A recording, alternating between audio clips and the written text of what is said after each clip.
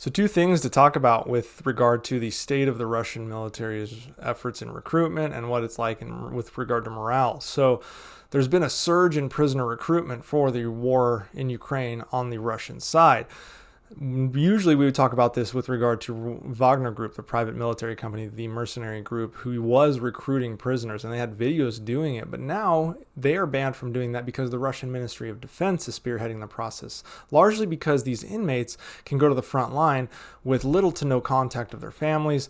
They often the families find out after the fact that they've died, and there's a staggering 77% of recruits that were inmates dying on the front line because they're just receiving little to no training.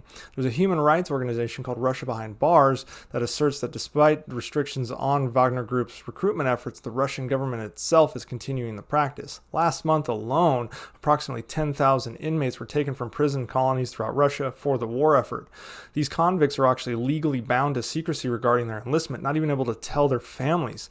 And any surplus prisoners that aren't going to the military are handed over to the private military companies such as Wagner Group. By February 2023, Wagner Group alone had reportedly enlisted nearly 49,000 prisoners. Again, 77% of them are dying in combat and non-combat actions in Ukraine. Despite the high casualty rates, prisoners are actually willing to volunteer for the front lines, even expressing frustration when they aren't able to.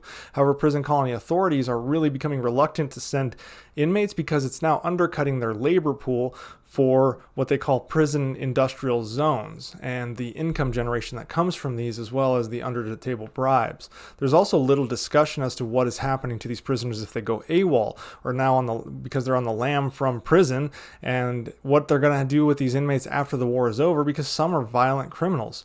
According to 28 mobilized Russians who were sent to replace the dead inmates, they're being detained and threatened with the execution unless they signed additional contracts with a mercenary company to continue helping in Russia.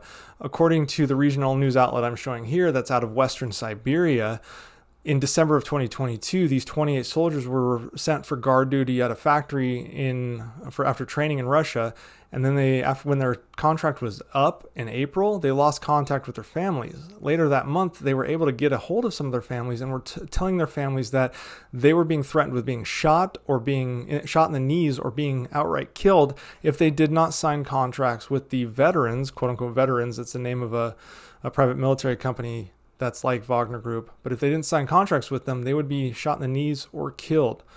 So the state of the Russian military right now is just really in shambles from their recruitment efforts.